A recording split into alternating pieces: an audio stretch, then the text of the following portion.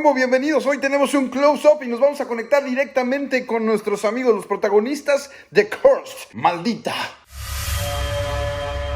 They came while we slept.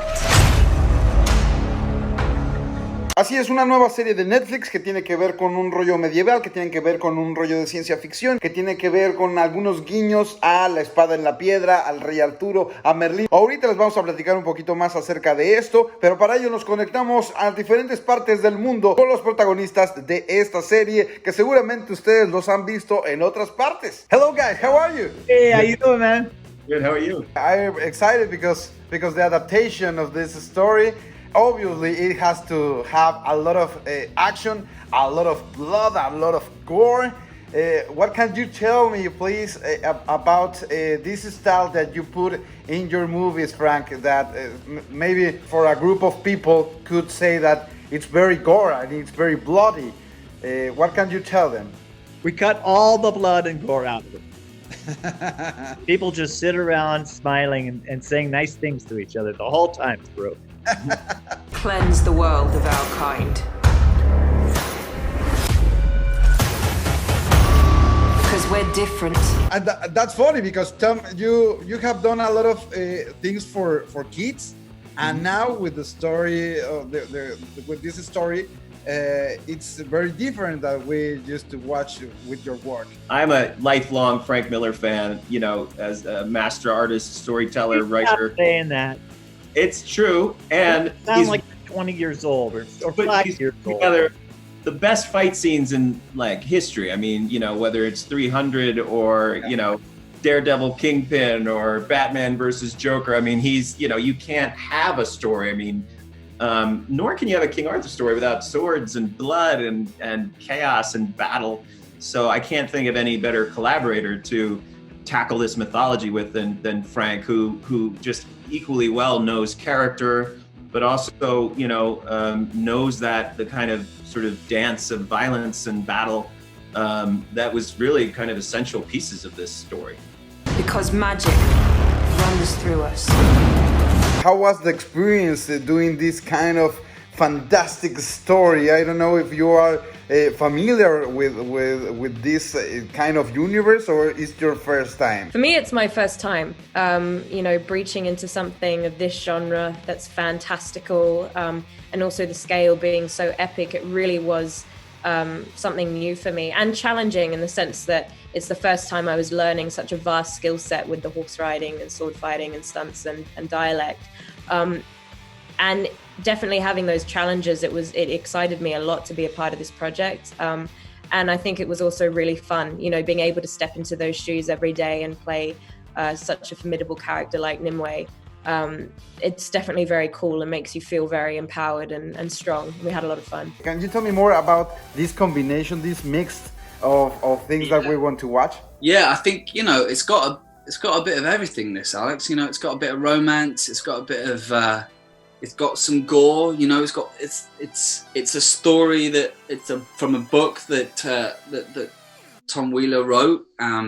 So it's his imagination, what this world he's made, but through the lens of Frank Miller, who obviously has made some pretty iconic images throughout our culture. So it's kind of a mix of lots of those things. You know, you've got a bit of the fantasy, you've got a bit of the kind of mythology of the Arthurian legend, and then you've got, on top of it, you've got Frank's incredible imagination coming up with all kinds of bizarre looks and his kind of aesthetic placed on top of this story. So I think it's got a lot of elements in it, Alex, that kind of all come together to make it entertaining, you know, to entertain you.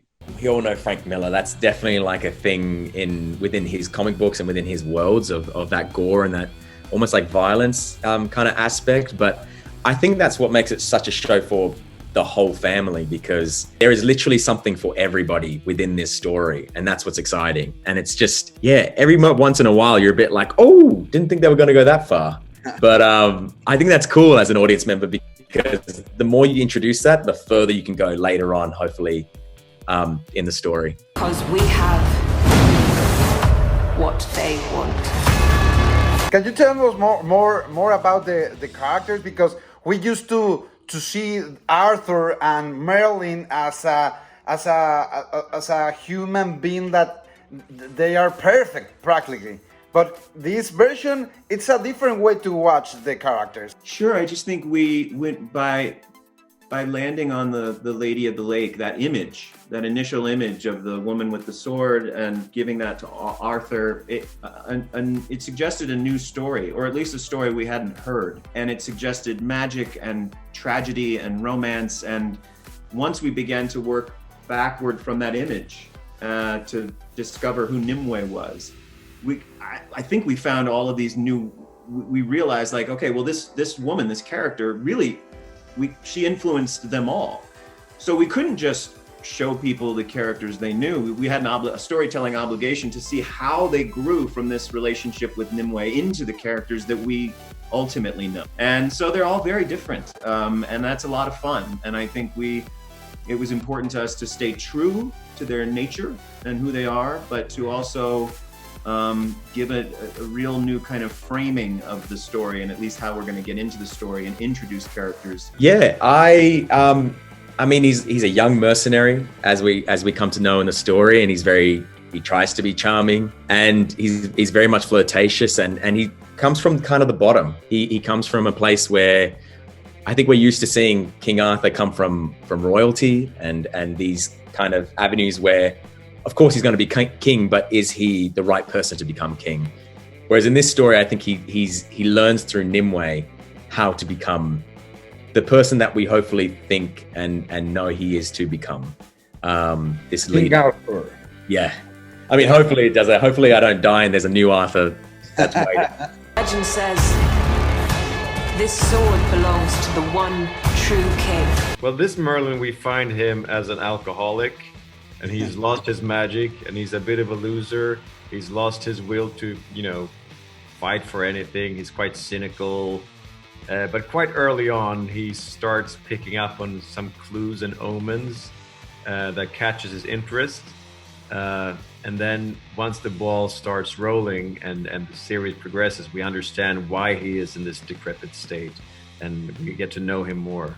And it's a brilliantly written character, and I had so much fun playing him, so I feel very grateful. Yeah, so I play the Weeping Monk, who starts the series as a cold-hearted assassin of Father Carden, who is deeply troubled and conflicted. He is Father Carden's right-hand man, but he's conflicted inside, so you'll see, hopefully by the end, what happens to him.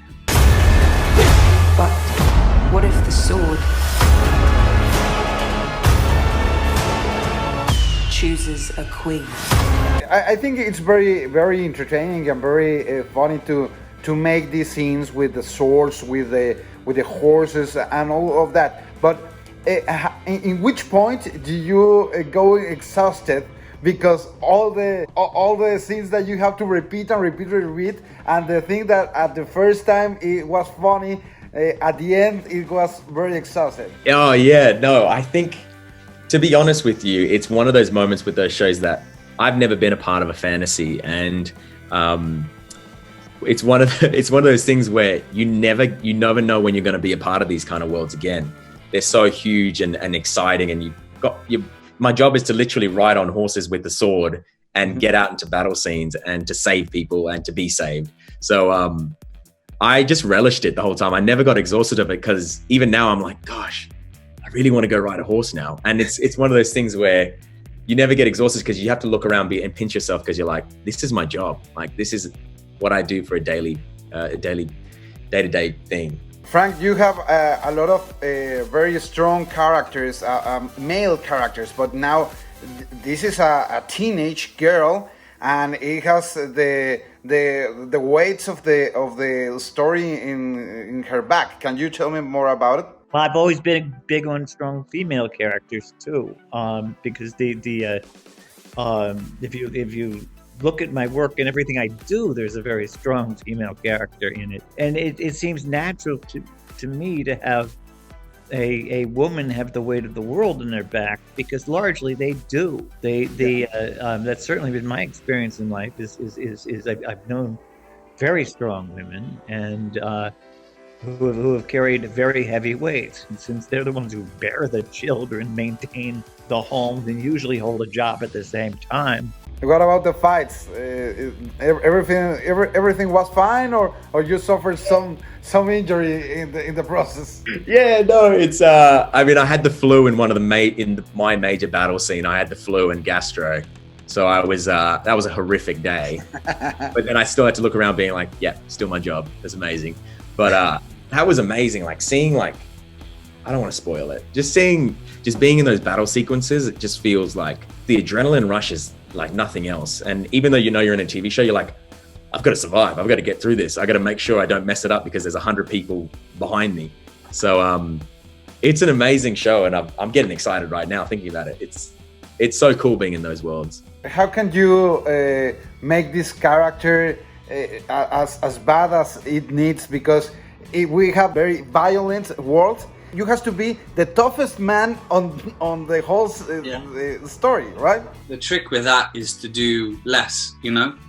Is you can't outdo everybody's evil. It has to be, you have to do less and more economic with how.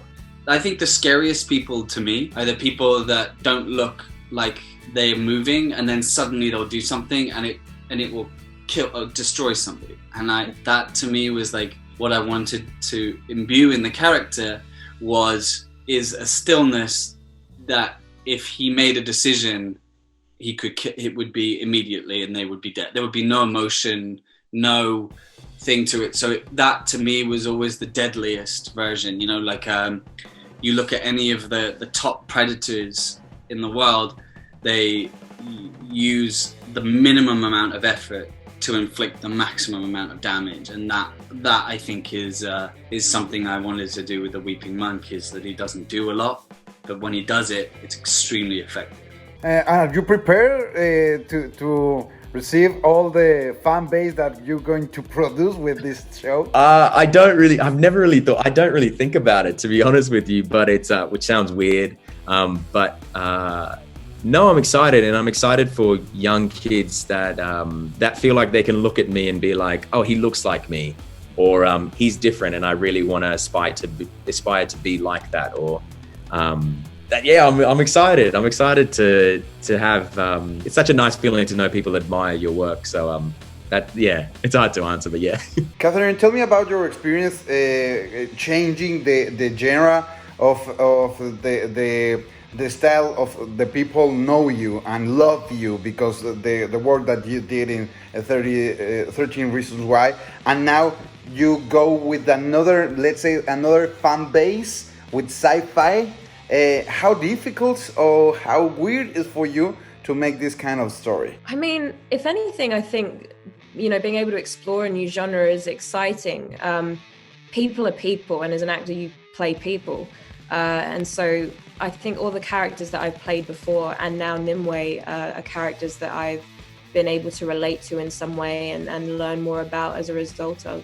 But definitely, I think there are some perks that are very specific to being in a fantasy genre, such as being able to ride horses and do all these stunts and do all these action pieces, which is something that I really enjoyed because as a former athlete, I have some kind of understanding of how to use my body. And so to be able to train and learn a new skill set is something that I really love doing. Like I love throwing myself into those kind of situations. So yeah, if anything, I think it was fun and a new challenge and something that I'd love to learn more about and dive more deeply into. Well, I've done so before because I spent 5 years on Vikings.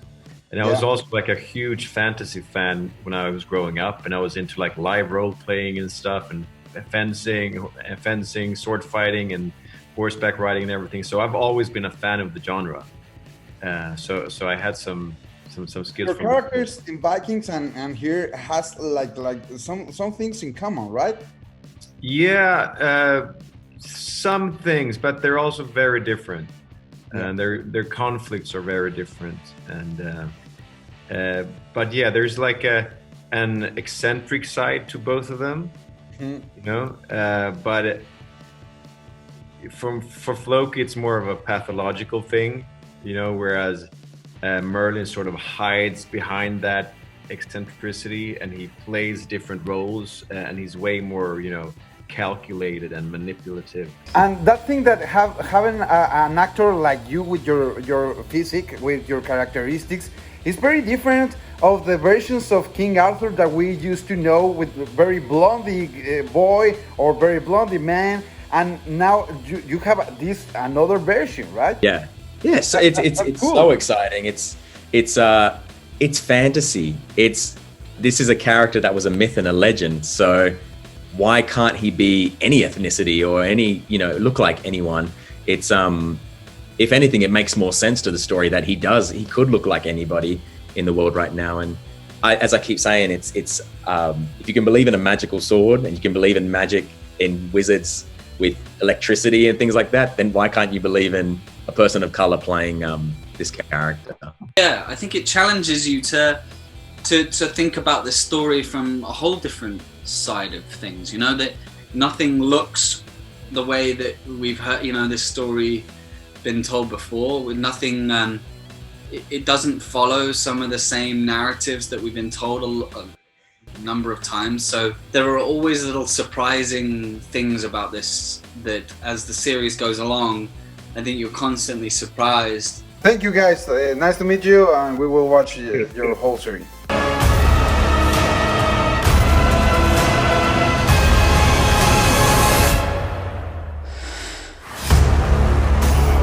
Pues ya están, muchas gracias por estar con nosotros, gracias por seguirnos y gracias a ustedes por darle play y seguir nuestra plática. Yo soy Alex Montiel, síganme en las redes sociales y recuerda, ahí está la fecha de estreno cuando suben la temporada completa de Cursed a Netflix. Pásenla chido y nos vemos en el cine. Bye.